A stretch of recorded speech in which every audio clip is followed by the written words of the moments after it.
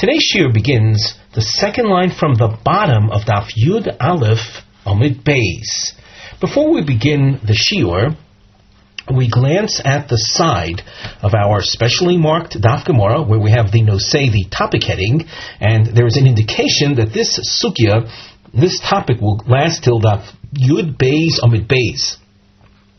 Ha'omer lishlucho, we have written on the side, one who says to his agent, Kadesh li isha, go out and marry for me, marry on my behalf a woman. In other words, give her money in my name that she would agree to marry me.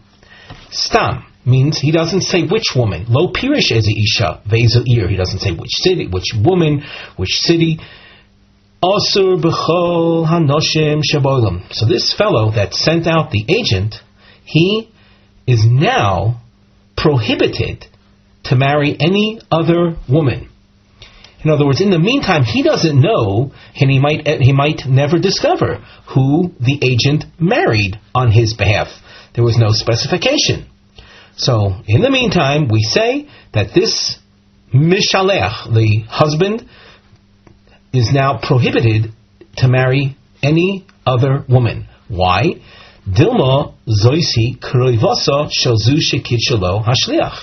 Because any given woman might be a forbidden relative of the woman that was married on his behalf by the agent. In other words, the agent went out and married on this fellow's behalf some woman. The next woman that the sender meets up with might be her sister, and it ends up being that this is your real wife's sister, or her mother, or her daughter, or whatever. As we turn to the Gemara itself, there is some markings that need explanation. You're going to see a volcano shape, or a what we might be called a trapezoid. And on the side of the Gemara, under the Mivneh heading, you'll notice at the bottom part of Daf Yud Aleph Amud Beis, it appears as a ma'akav. When we're reading from the Mivneh structural note heading, the narrow part facing up is a nekuda, or a tshuva. We're going to call it a point, or as the Gemara continues, it will end up being a response. And the inverted volcano, kusha, represents questions. So we're going to open up with a point made by Rav Yochanan. It will be challenged. If you turn to Daf Yud Beis Amud Aleph, you'll see many of these shapes appearing in alternating directions.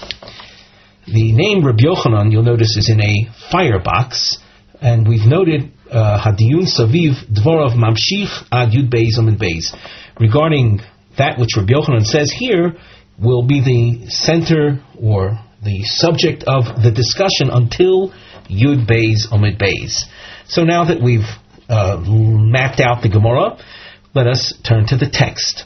We're at Yud Aleph Amud Beis, second line from the bottom. Omar Rabbi Yitzchak Bar Yosef, Omar Rabbi Yochanan. Ha'omer l'shlucho, one who says to his agent. And you'll notice we have a long point marking. He says, and we continue now at the top of Yud Beis Amud Aleph, say v'kadesh li isha stam. He tells the agent, go out and marry on my behalf, marry for me a woman. In other words, give a woman money, or money, something of value, in exchange for her consent to marry me. So the agent goes out, and no specification was made. That's what the Gemara means when it says Isha Stam, a woman, no identification. Asur b'chol hanoshim sheba'olam. So the sender, he is forbidden with regard to all women of the world. Why? So there is an assumed status of agents that they fulfill their mission. And since there was no specification regarding which woman to marry on his behalf, so the sender does not know which woman will have been married on his behalf, so that any other woman that the sender meets up with might be her, your actual wife's, forbidden relative, like her mother or her sister or her daughter. There is more to say on this topic that you'll find in the Tosfos at the top, the Dimas Ozer, but in the interest of keeping things simple and straightforward, let us just continue in the Gemara. But I highly recommend to look into the comments that the Tosfos makes. Esvei Reish Lakish l'Rabbi Yochanan. So here you see the inverted volcano shape. Reish Lakish challenges Rabbi Yochanan. The Tanaic source that's quoted deals with bird sacrifices. Bird sacrifices are made up of two pairs of birds, and in many cases the birds that a person brings are actually two kinds of sacrifices, an oila sa'of and a chata sa'of. And a ola sa'of is treated on the mizbeach differently than a chata sa'of. We don't have to get into the details here, but just recognize that they're two distinct sacrifices. So the source says, Kain stuma. Stuma means undefined. That means a person bought two birds in anticipation of labeling which bird would be which kind of sacrifice. And he didn't do that yet. So he has a pair of birds, stuma, undefined, sheporcha goizel echad mehem la'avir oilam, and one of the birds, goizel is the singular bird, one of them fluttered away, o sheporcha lebein chatois hamesos, or it flew into a group of sin offering birds that can't be used, and as a result of their non-use, these birds are set off to die. They're called chatos hamesos. There are 5 examples of why a sin offering would be declared set off to die, unusable. One example is the owner received his atonement through another sacrifice, so he doesn't need this one anymore. That's an example of a chatos hamesa. Oy shemes echad mehem, or the fellow who bought 2 birds, one of the 2 died. So yikach zug lasheni. Given any of these cases where you had bought 2 birds, did not define them yet as to what kind of korban it will serve as, one of them became, we'll say, out of service, flew away. The source says yikach zug lasheni. You simply replace it with another bird. You buy a second bird. V'ilu kain mifureshes ein loy takona. If he had 2 birds and he had defined them, one is a chatos and the other is an ola, and one of the 2 flew away and he doesn't know which one flew away. If we look in the Rashi, a few lines down from here, V'ilu kain mifureshes sheporach echad mehem ve'eno yodea ezohi, and he doesn't know which one, was it the ola bird or the chatos bird that flew away, ein lo takona, the remaining bird has no solution, lefi she'ein yodea ezo lechatos ve'ezo ola. He doesn't know which kind to replace. V'afagav the piresh kevon de lo havi travayu kamei, even though he had defined which one was which, but since the both of them are now in front of him right now, only one remains. Lesbu ekera, he doesn't recognize. Apparently, he was able to recognize which one was with which through contrast, but one is gone, so he doesn't have his point of contrast anymore. The loyada ihai sheni havi chatos oyola. He doesn't know if this one that remains is a chatos or an ola.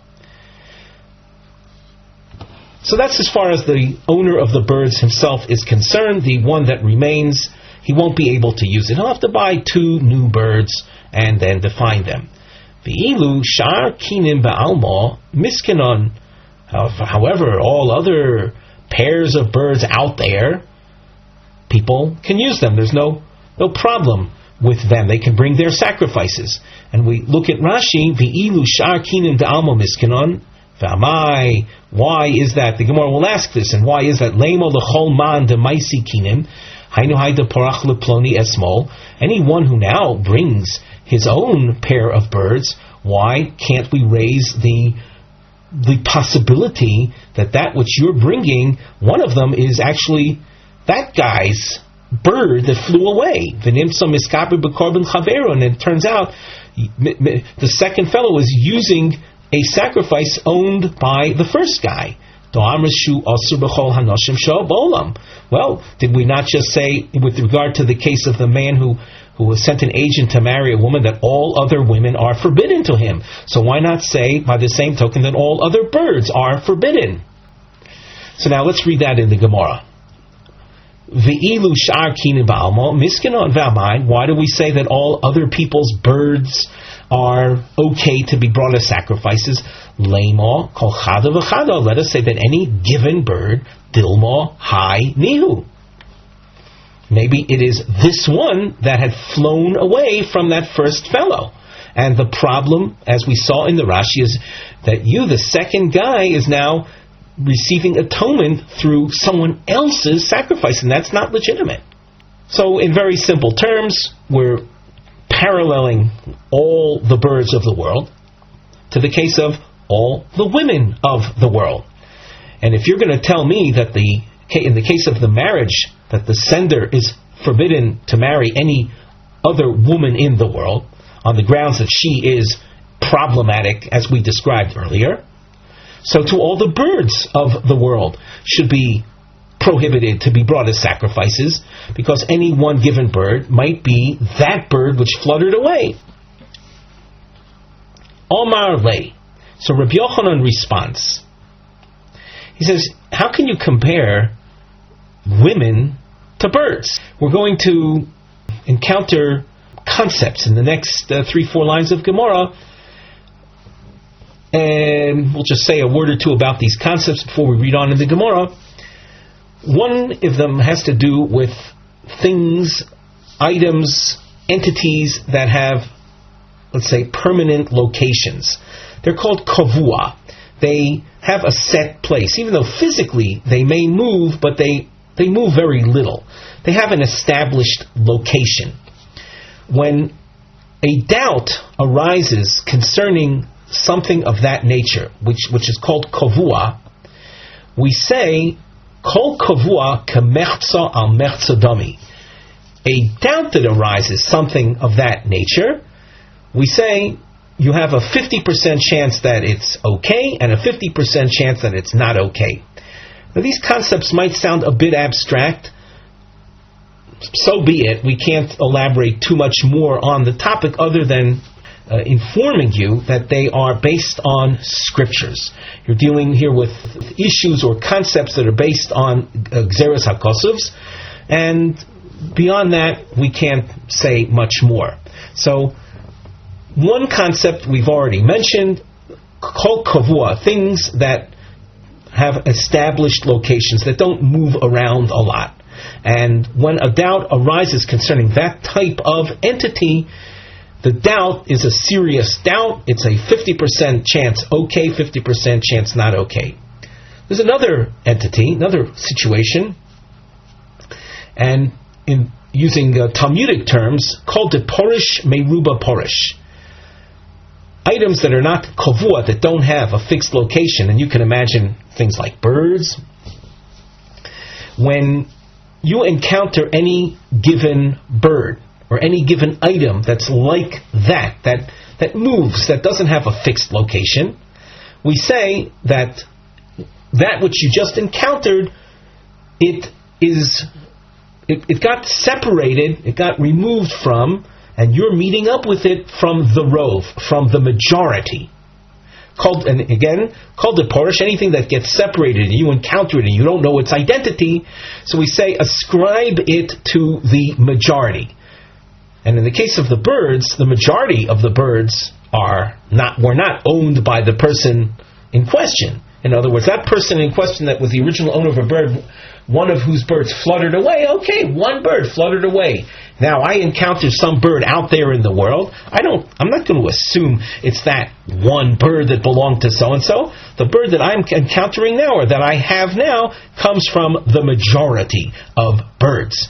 And hence, it's okay. Now, what about the woman? The woman is different. And now we'll see this described in the Gemara. So now Rabbi Yochanan says back to Reish Lakish, Omar lei, ko amino ano isha delo naida. I described in my original halacha, where Rabbi Yochanan appeared in the firebox, that a woman was married on his behalf. All other women are Ozer. Well, the woman is an entity, the lo naida. She doesn't move around a lot. She's basically located in her house. And any woman, therefore, that we'll say is the subject of our doubt, is considered 50% chance allowed, 50% chance not allowed. So I spoke about women in the context of being married. The Amris Li'at Isura Denayed, and you, Reish Lakish, were attacking my point based on the case of birds. Birds are not described as having a fixed location. And hence, if you encounter any given bird out there, it's part of the rove. It's part of the majority. And the majority, in our case, are mutter. They're not owned by the fellow that lost his bird. V'chitema hachanami nayid amor b'shuka ashkach v'kodesh. You might say, well, the woman is also an entity of movement. The shaliach that was sent out may very well have met the woman that was now married on the sender's behalf. He met her in the market. It's not in her home. He met her out there. So you would say then that the woman is also nayid. The Tosfos adds, Tosfos on the second line under the Gemara text, Beshuka ashkach v'kodesh klomar hecha demotza oisa beshuka haya lanu lomar sheyucha lekatsha the lo kavia havya v'imkein lo have kavua. That wherever he met her, he might have met her in the market. He could have married he could have fulfilled his agency and married her for the sender's behalf, on the sender's behalf there. And at that point, she wasn't in a state of fixture. Well, that doesn't change the picture, though. Hassam, in the case of the woman, even if he did meet her out of her fixed location, her house, Hadra lenichusa, she goes home anyway. Gabi Kain mi Hadra, with regard to birds, do they go back? So that a woman, even if you meet her and married her out in the public, in an area beyond her house, nevertheless the nature of the woman is to return to her house. She has a fixed location. Birds are not comparable, and therefore your question on me is no question. Now, as we go on in the Gemara, we have a new marking scheme, and on the side we have a nosei mivneh heading.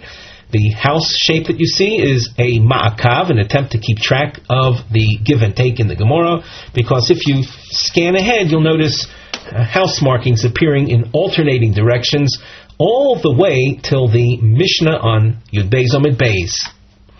So what have we noted on the side? Dino shel rava utshuva savura. With the house point facing up, we're going to see rava's halacha, and the house with the point facing up also will represent responses to questions, and the inverted house, that represents kushos. And we continue reading the note on the side of our Gemara. So, Lefi Rava, Moide Rabbi Yochanan de HaMishaleach Deliel, according to Rava, Rabbi Yochanan will concede that the sender that we described before, Muter bi'isha she'ein lo kroivois shne'esarois alav machmas kiddushin elu. We mentioned before that the sender, being that the identity of the woman married for him is not known, the sender, is therefore prohibited in marrying any other woman. However, if the sender meets up with a woman that has no relatives, the woman simply has no relatives, therefore she represents someone that could not have been or could not have become forbidden to the sender. Just to repeat, before we were suspect of any other woman being possibly the sister of the one that the agent had married on behalf of the sender. So, if, just to use names, and Rochel and Leah are sisters, the agent may have married on behalf of the sender a woman named Rochel, and if she happens to have a sister, Leah, and the sender meets up with a Leah in the shuk, he can't marry her because that might very well be Rachel's sister. I hope that the use of the names was not confusing. We're not speaking about, it was just an example. We don't mean to say all Rachel and Leah's are problematic. Just an example of the possibility of once again, the agent married on behalf of the sender a particular woman, and if the sender meets up with another woman, that other woman might be a relative of the woman married by the agent on behalf of the sender. And that's where the problem arises. However, if the sender now meets up with a woman that has no relatives that to whom we can then ascribe any prohibition to her, she would be allowed. Try to be more concrete as we go through the Gemara. So first note that as we turn to the Gemara text, we have a long point, and after the long point, that will be followed by a question, which is also marked as a long question. Omar Rava, Umoide Reb Yochanan.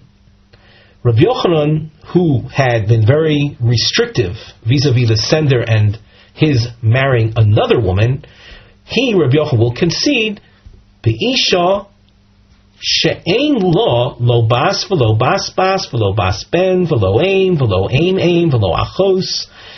If the sender of the agent, he meets up with a woman that has no daughter, no granddaughter from a daughter, granddaughter from a son, no mother of mother, no sister. So we're describing a second woman that basically has no female relatives. V'afal pi shahoisa lo achois v'nisgar sho liachar mikan. The woman that the sender meets up with now might very well have a sister who later on became divorced. When we say later on became divorced, what do we mean later on? Later on means after the agency was established. This woman, this second woman, has a sister that got divorced. That doesn't bother us. That doesn't create any prohibition for this sender and this second woman to marry. Dehahi sharia. This second woman would be allowed, even though she in fact does have a sister, but at the time that the agency was established, that sister happened to be married to another man. So the shaliach wouldn't have been someone married on behalf of the sender.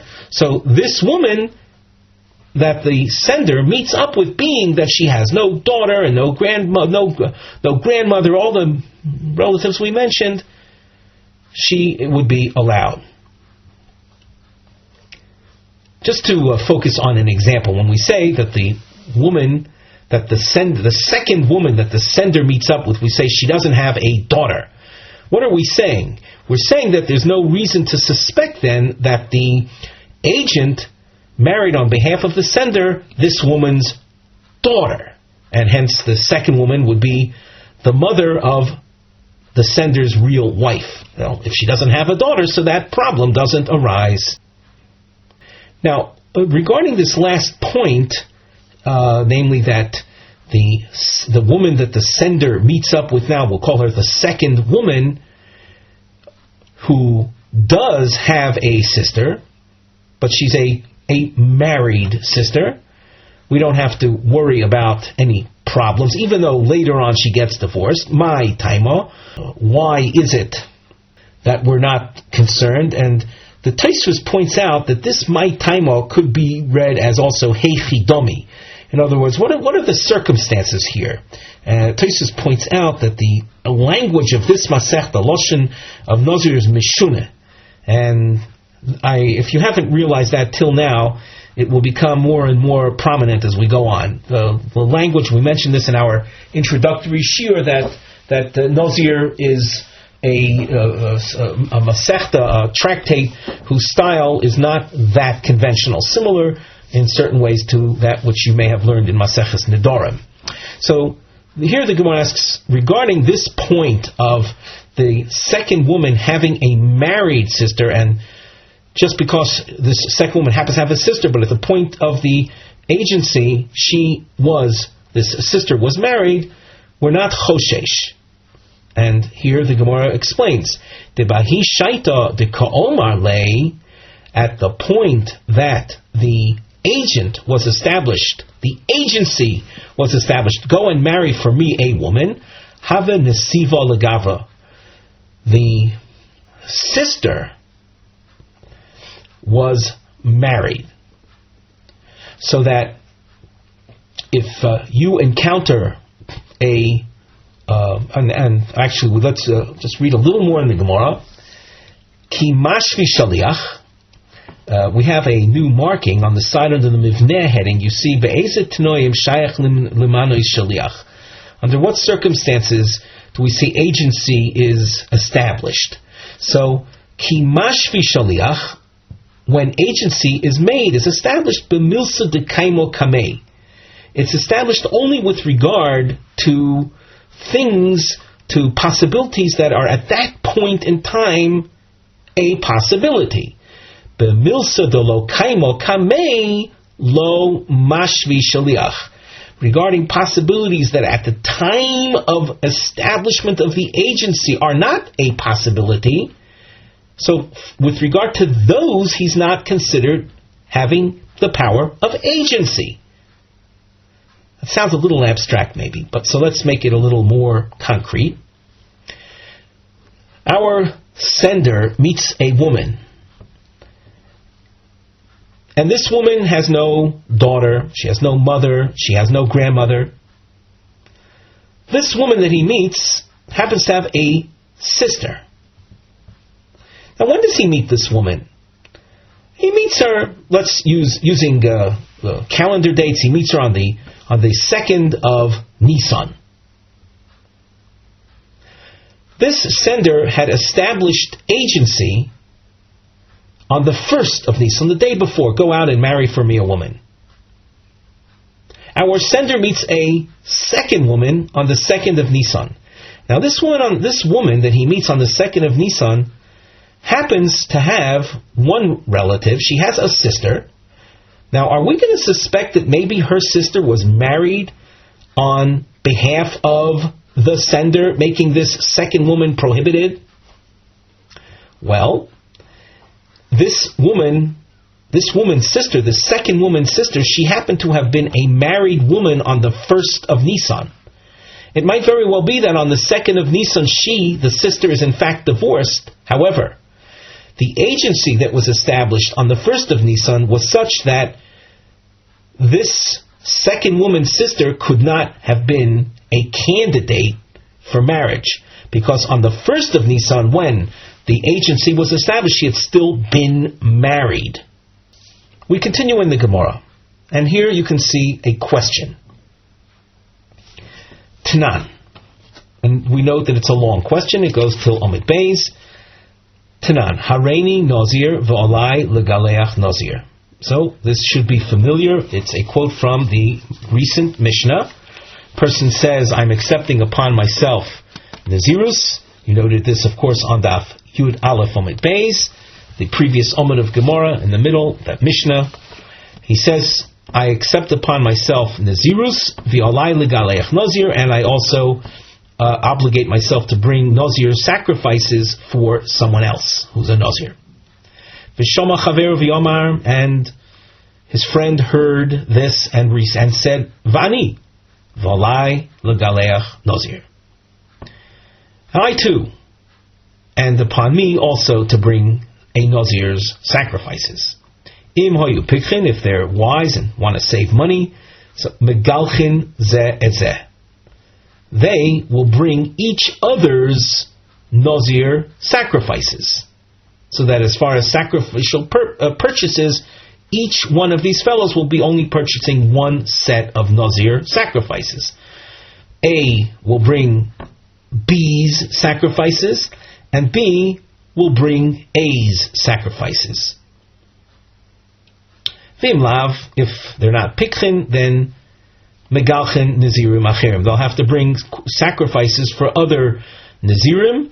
And in a case like that, they'll end up bringing their own Nazir sacrifices because of their own Nazirus, and they'll bring other Nazir sacrifices as well. Let's focus, though, on what we've labeled Aleph, the Aleph case. We have two fellows, Mr. A and Mr. B, and each one said, the first fellow says, Hareini Nazir, V'alai legaleach Nazir, he accepts upon himself Nazirus, and also obligates himself to bring some other Nazir sacrifices.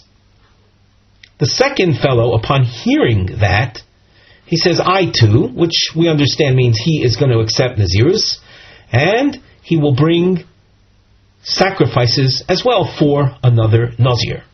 And in the Aleph case, Mr. B is going to be bringing sacrifices on behalf of Mr. A. That's what the Mishnah said. Megalchen zeh. So Mr. B, when he makes his vow, his two-part vow, personal Nazirus acceptance plus to bring sacrifices on behalf of another Nazir, who is the other Nazir? Oh, so we said if they're pigtains, so Mr. B will bring sacrifices on behalf of Mr. A, who already had accepted upon himself Nazirus. So in the world of Mr. B, if you put yourself in the shoes of Mr. B is obligating himself to bring sacrifices of an already existing Nazir. So the Gemara says, Bishlomo Basra, I understand the second fellow, Mr. B, and he's going to bring sacrifices on behalf of Mr. A, Iko Kadmo Kamei. Well, the first guy is there. He's already an obligated Nazir. So as an obligated Nazir, he needs sacrifices to be brought. So Mr. B brings on his behalf sacrifices. Elo Kadmo Ni Iko Basra Kamei. Mr. A, how can Mr. A end up bringing sacrifices on behalf of Mr. B? How can Mr. B fulfill his Nazir sacrifice obligations through the sacrifices offered by Mr. A? When Mr. A said, I will bring some Nazir sacrifices, well, Mr. B had not yet obligated himself to Nazirus. Rashi, 3 lines from the bottom, Elo Kadmo Amai Megaleach Es Hasheni. How can Mr. A bring the sacrifices on behalf of Mr. B? Babahu Shaita, at the time that Mr. A spoke, obligating himself to bring Nazir sacrifices, and then another Nazir sacrifices, Lo Havihai Nazir Kamei, he wasn't there, he wasn't a Nazir yet. Ve'at hu di Amris, and you, namely Rava, had pointed out Milsa de lo koyim kamei di inish, something that's not present and available in front of a person. Lo masik adaiti ligbudele, it doesn't occur to him to do it, to become obligated toward it. Why then do you say, why does the Mishnah then give that as an option? Namely that Mr. A can bring the Nazir sacrifices for Mr. B? When Mr. A accepted that obligation, according to what Rava said earlier, a person obligates himself or becomes committed. We spoke about agency appointment only with regard to things that are at that point a possibility, a reality. Things that are not at that point a reality, he doesn't become bound to it. It seems from this Tanaic source that that's really not a consideration. And the Gemara continues in developing its question. So, having read Elo Kadmo Miko Basra Kamei, how can Mr. A fulfill his obligation of exempting another Nazir through bringing the Nazir sacrifices of Mr. B? We continue at the top of Amud Beis. Elo Hachi Ka'amar. It must be then that the first Nazir's declaration really is as follows. He says, in addition to him saying, I will be a Nazir, he says, I will bring Nazir sacrifices imashkachna dehave Nazir agalche. If it turns out that my friend over here, Mr. B, becomes a Nazir, even though at the time that Mr. A is speaking, Mr. B has not yet obligated himself to becoming a Nazir. He vows Nazirs only afterwards. Nevertheless, Mr. A's declaration is there to cover that as well. Well, hachanami, hachi kormalei. So too in our case of the man and the agent sent out. You know what the agency arrangement was? I mashkachas de migrisho kodesh li. We used the example before of the 1st of Nisan agency was established. The sender might very well have said, or from the case of the Nazir, we will then say that the sender must have said, I'm appointing you an agent here on the 1st of Nisan to marry on my behalf a woman that if you find her subsequently, if you find her tomorrow on the 2nd of Nisan to be divorced, marry her on my behalf.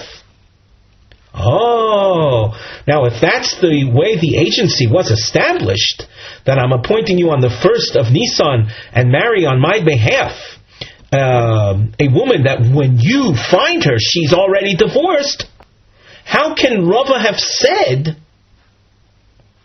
that when the sender meets up with a woman that happens to have a sister, but on the day that the agency was established, the sister had still been yet married, so this second woman is okay, even though when you meet her, her sister may very well have already been divorced. Why should we allow that?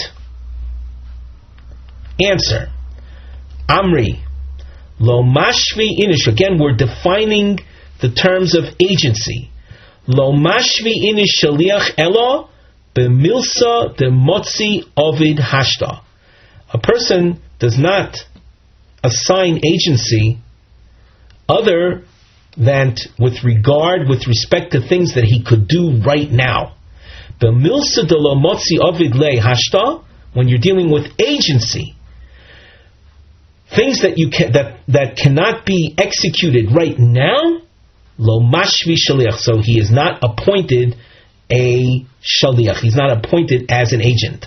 In other words, his agency simply doesn't cover things that he cannot do right now. So if on Aleph Nisan the man is appointed as an agent, and the woman who eventually will be married by this agent is right now on Aleph Nisan off limits because she happens to be married, even though when the agent meets her, she's a free agent because she's already been divorced, but his agency doesn't cover that. He has no power to marry her on behalf of the sender. The Gemara questions this, and you'll notice we have a long question marking. That means we have to go through a significant portion of Gemara to see the question. The Gemara asks, Velo, is this really true? This concept of agency being effective only with regard to things that can be done right now? Toshma, so we quote now a Tanaic source from Maseches Nedarim. Hopefully those who learned the Maseches Nedarim as part of the Daf Yomi cycle, that was the Masechta that preceded our current Masechta. This might very well be familiar. It says, Ha'omer la'apotropos shelo. A person says to his executor, man who manages his household, he says, Kol nedorim shetodur ishti mikan ad she'avoy mimokoin ploni. Hafer law. All vows that my wife makes, I want you, all vows that my wife makes from now until I return home from my trip to such and such a place. Hafer law, I want you to absolve those vows. The hafer law, and the apotropos expresses his hafara. He does act. He declares the lady's vows void. Yochel Yumuforim, is that effective? Talmud Lomar, it's not effective. Isha Yekimenu, v'Isha Yefirenu. Divrei Rabbi Yoshua. Rabbi Yoshua says that there's a scriptural prevention of that being effective. Pasuk says, a husband establishes and a husband is the one that voids. Rabbi Yonasan Omer, Rabbi Yonasan disagrees, and he says, Motzinu b'chol mokum sheshlucha shalom kamoso. A person's agent is like the sender himself, like the original party. So that if a husband can absolve the woman of her vows, he who is appointed by the husband also is able to do so. Now, in focusing on Rabbi Yoshua for a moment, the Gemara continues. Taima, the reason that there is no hafara, even according to Rabbi Yoshua, is Diomar Rachmana Yisha Yekimenu v'Yisha Yefirenu. There's a scriptural reference. We'll call it a detail. Ha-lav hachi. If not for that particular scriptural reference, apotropos mefer, the apotropos would have been able to absolve the vows. We glance at the Tosfos at the top of the page. Taimo de kos rachmon ishefenu nichole loisve gam l'Rabbi Yoshua. Here, the Tosfos is pointing out that the question the Gemara wants to develop could have been asked also using Rabbi Yonasan as the starting point of the question, but the Gemara prefers to focus on Rabbi Yoshua for the time being.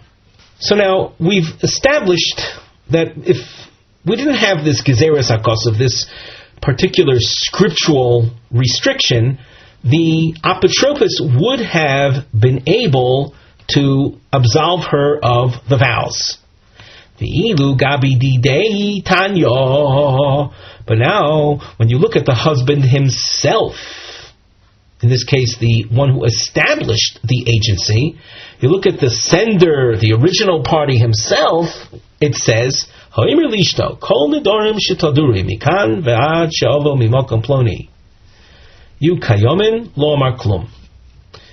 vows that you make from now until I come back from such and such a place, I want them to be kayomim. I want them to be established as vows. Lo amar klum, that declaration has no value.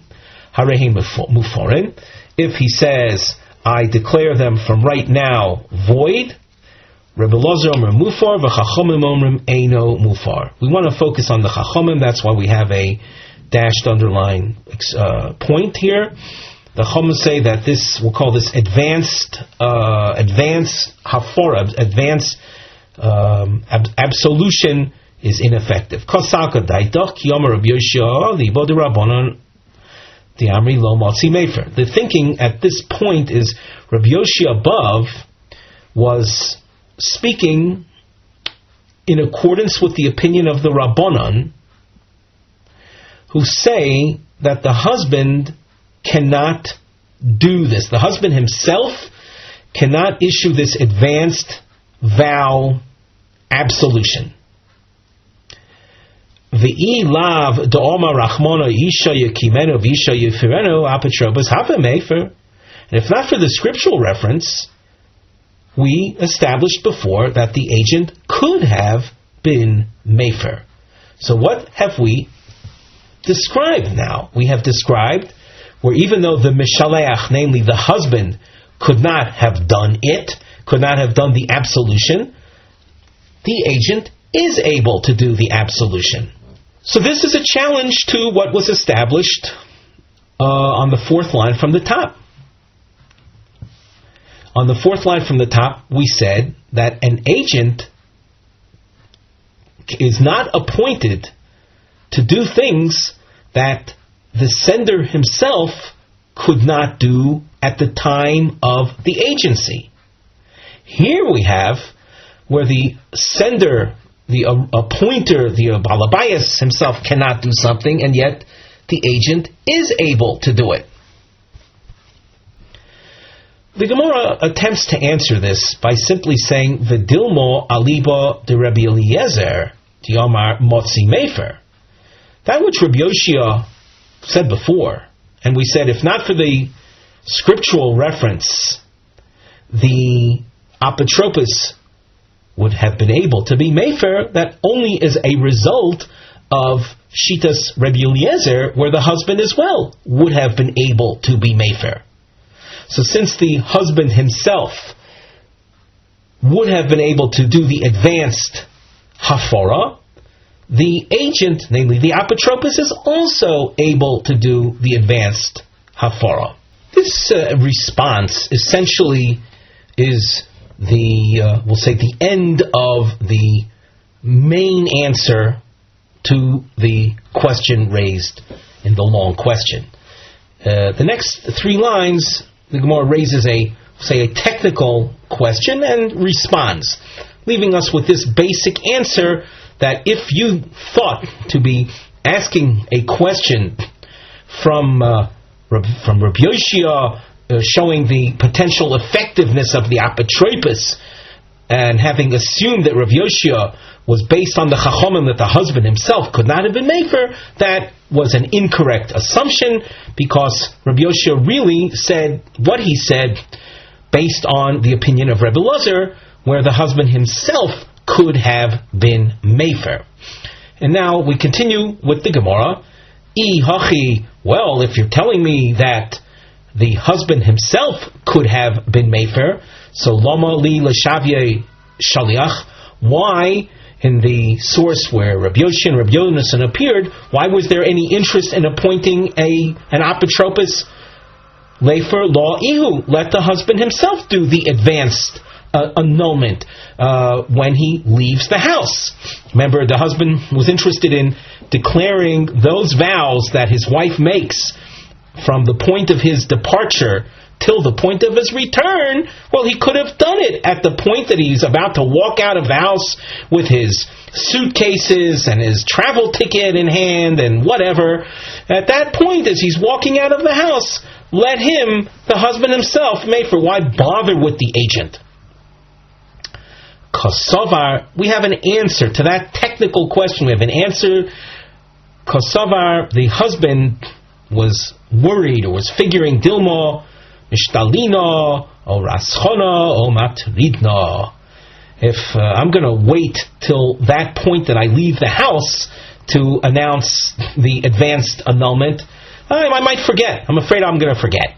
Or he might be angry, or he might be mutrad, preoccupied with other things on his mind, and he won't do the advanced annulment. So he's playing it safe, and he entrusts his apotropos to issue the advanced annulment of the vows from the point that the husband leaves on his journey.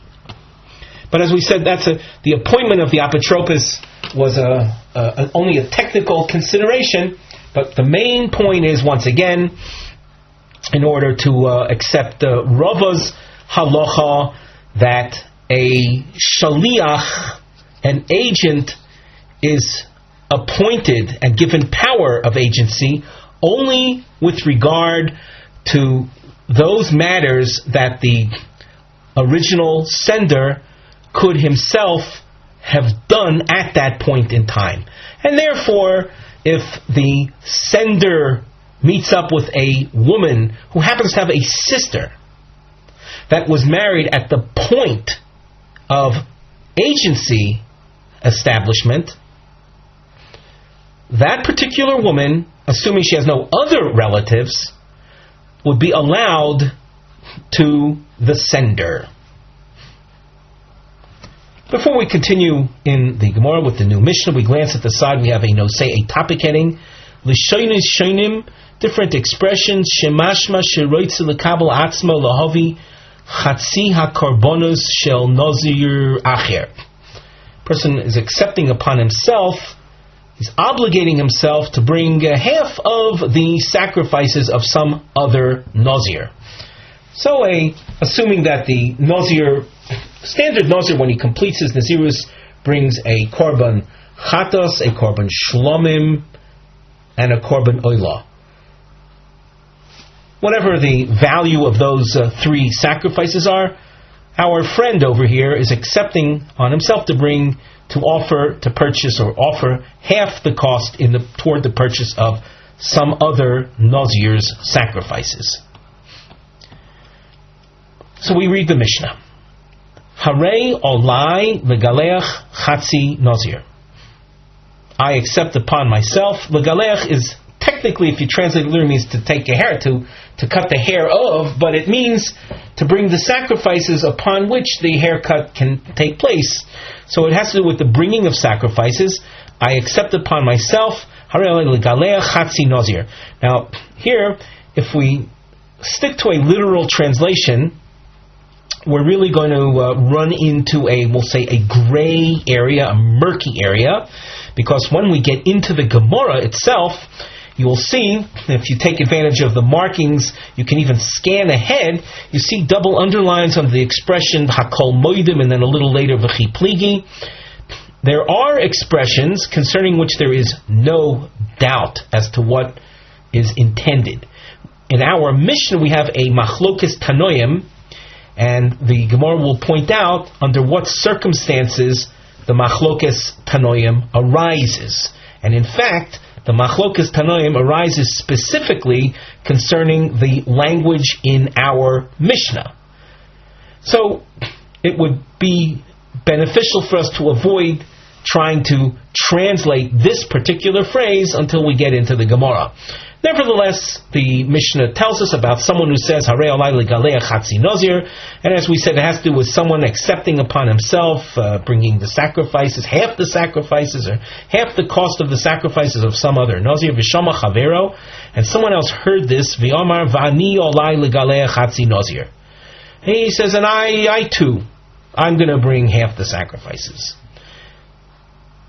Now, if these are the phrases, if these are exactly the phrases that these people use, and we have two speakers right now, the Mishnah says, Zeh megaleach Nazir Shalem, v'zeh megaleach Nazir Shalem divrei Rebbe Meir. Both of these fellows have actually obligated themselves to bring the complete sacrifices for another Nazir. Not half, but the entire amount. You can find in the commentaries an explanation at this point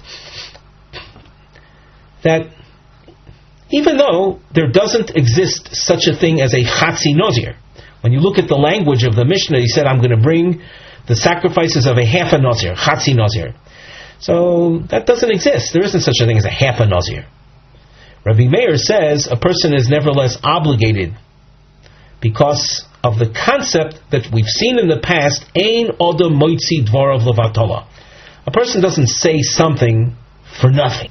So if he was obligating himself, and if you stick to his words, he's saying something that doesn't make sense, we can't go on that, and rather, he becomes obligated to something that's a reality.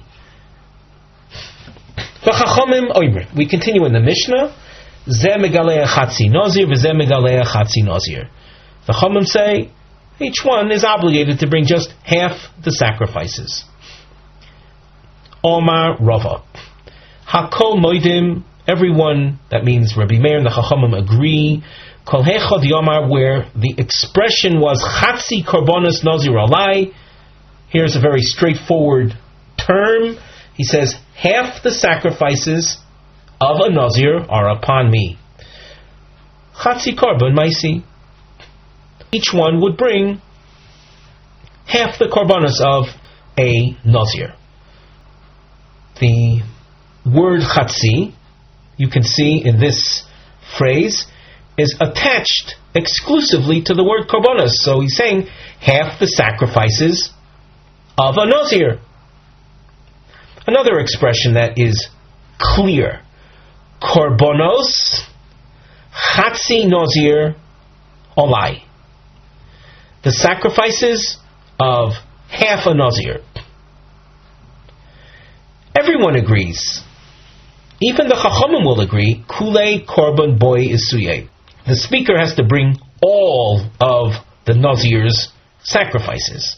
My taima, the Halo Ashkicha Nazirus Lepalga. There is no such thing. We don't find half a Nazirus. And in this phrase, you can see the word Chatzi is attached to the word Nazir. He opens up his phrase saying Korbanos of what? Of Chatzi Nazir, of half a Nazir. So it's very clear that he is saying something that in and of itself makes no sense, and yet he's obligating himself to something, so he's going to have to bring the full amount of korbanos, or extend the full expenses of the set of korbanos of a Nazir.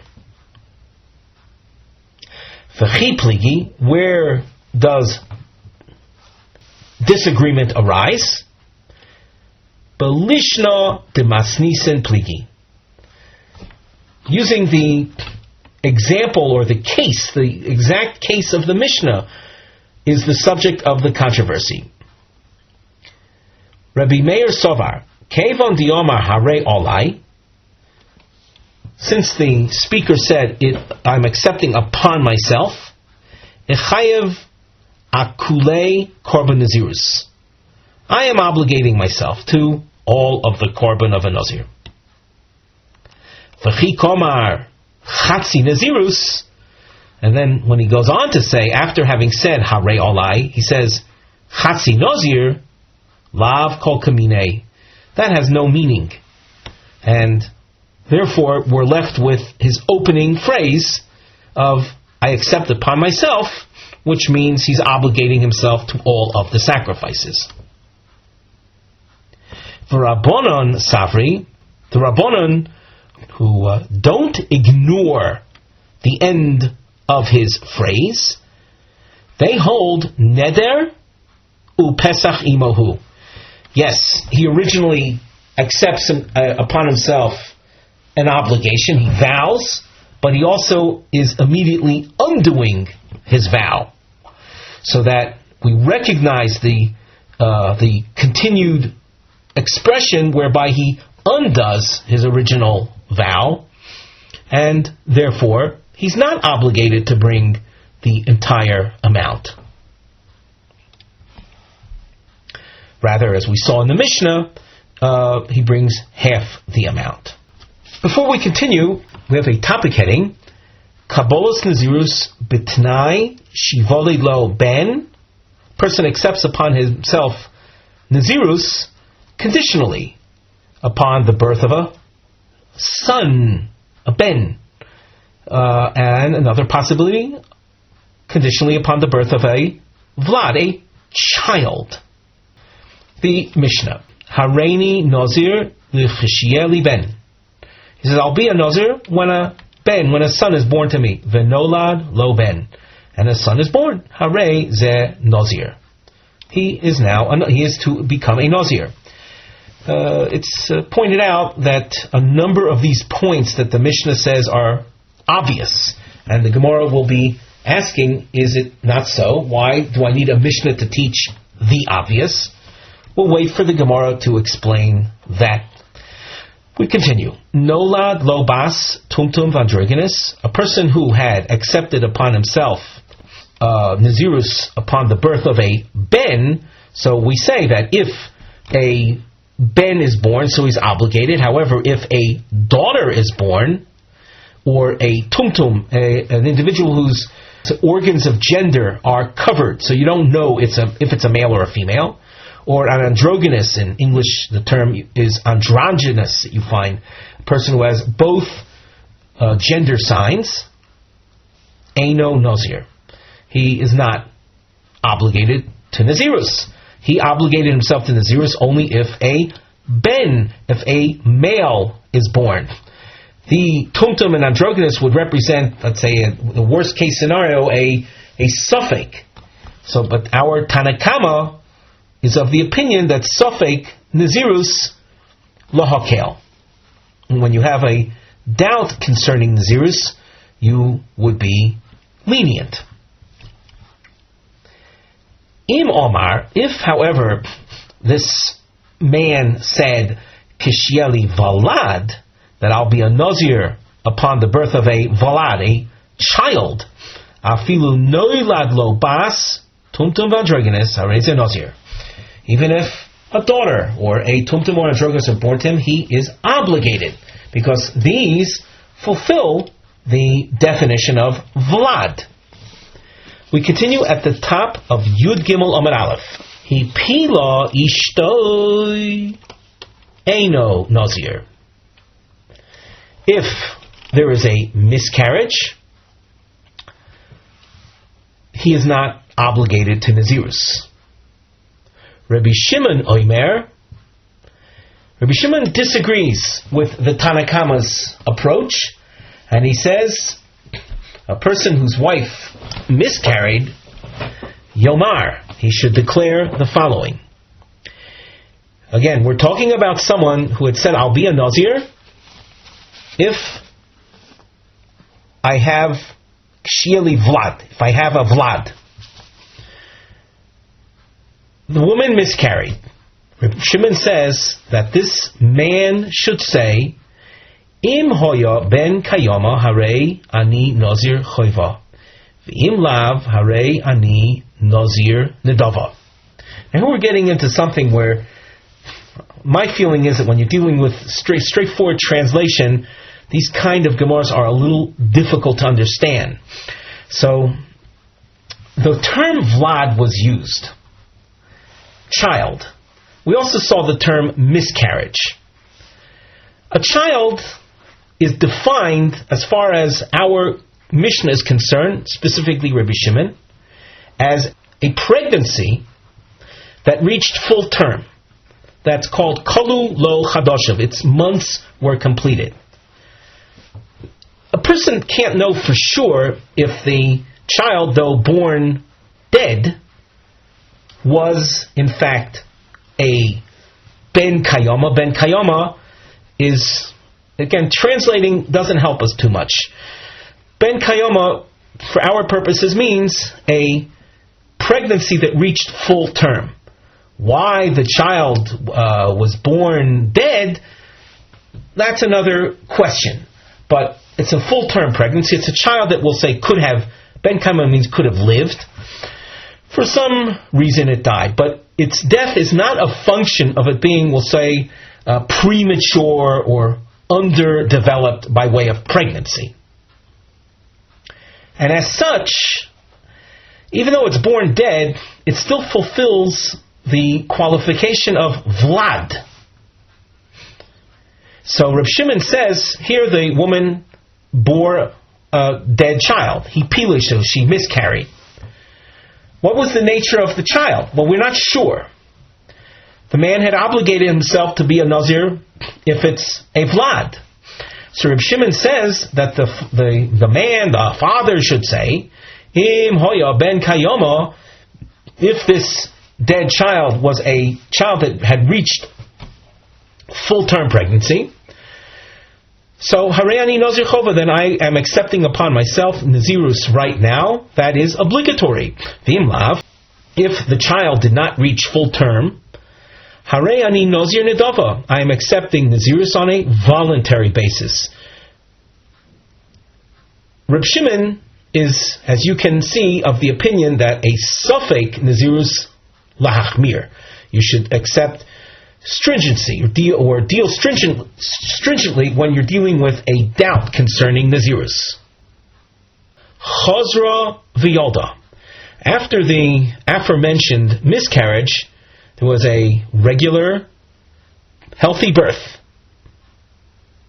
And we're dealing with this man that had earlier said he'll be a Nazir, Kshieli Vlad. And now, Hareze Nazir. The Tanakama says, now he is to observe Nazirus. That same Tanakama who said that upon the birth of the dead child, the hipilosh, the miscarriage, he's not a Nazir. Well, now he will be a Nazir.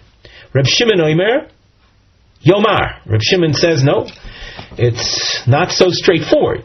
Rather, you have to say as follows: Im Harishon ben Kayoma, if the first birth at the time of the Hapola, the miscarriage, was a full-term pregnancy, Harishon Choiva Vazunadava, the Nazirus that I observed previously, that was the obligatory one, and now I'm going to observe a voluntary Nazirus. V'im lav, if the first one, the miscarriage, was not a ben kayoma, harishon nidava, then the first Nazirus that I observed was voluntary. V'zu chova, now I'm going to observe my obligatory Nazirus. There's a comment that Rashi makes, Reb Shimon Omer, Shema Harishon Have Ben Kayoma.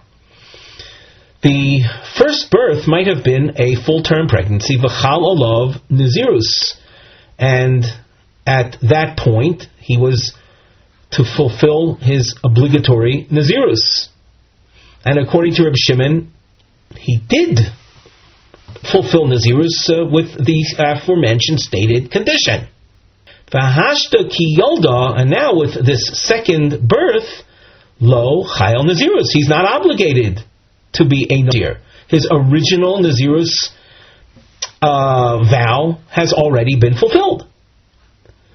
Ve'im kidvorecho yaseh, Rav Shimon says to the Tanakama that now with this second birth,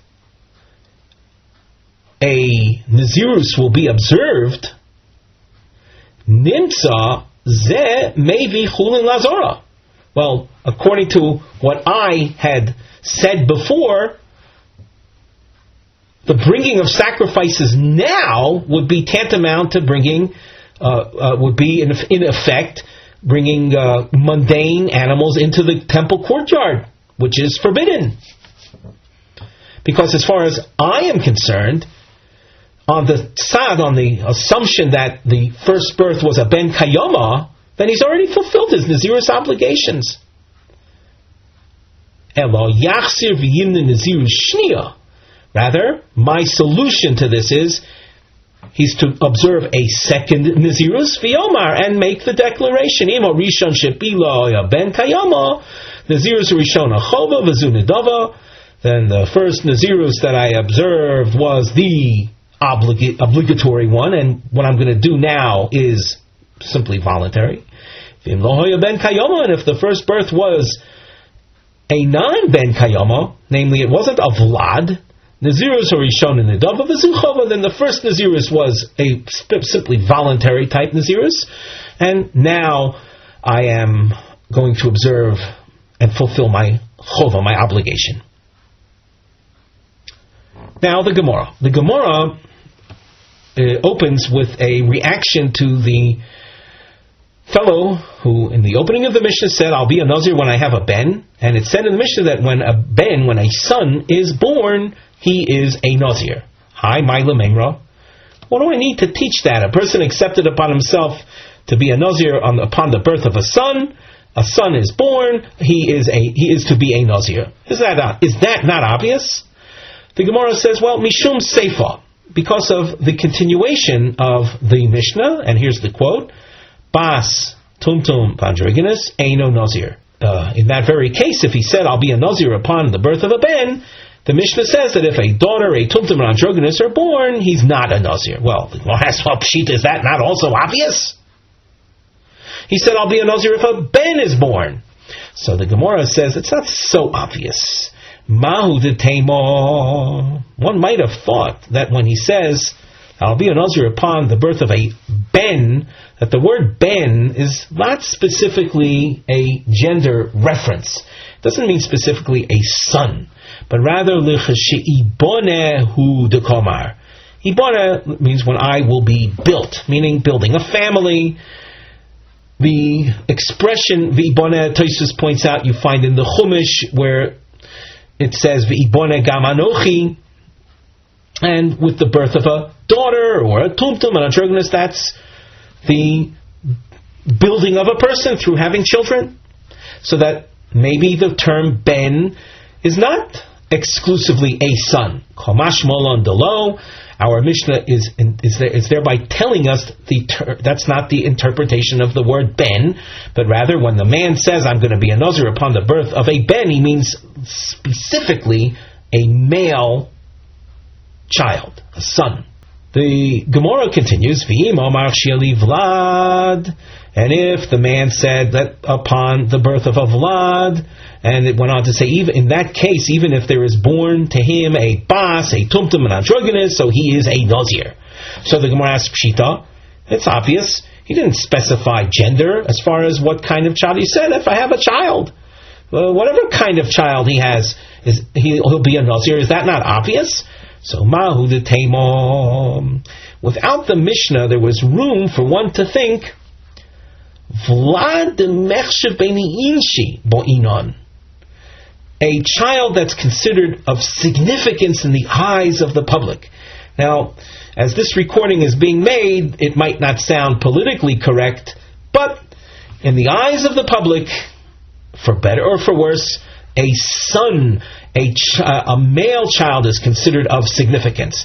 It might in fact be quite, realistic even as this recording is being made, but it's the kind of thing that people won't admit to. And that is that a male son is more important or more significant to them. Anyway, that's what one might have thought in terms of the use of language.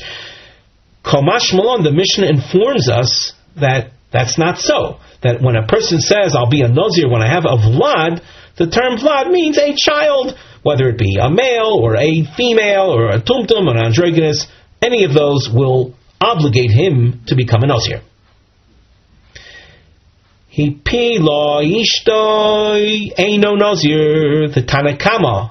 We saw at the very top line of our current Amud of Gemara, if she miscarried, he is not a Nazir.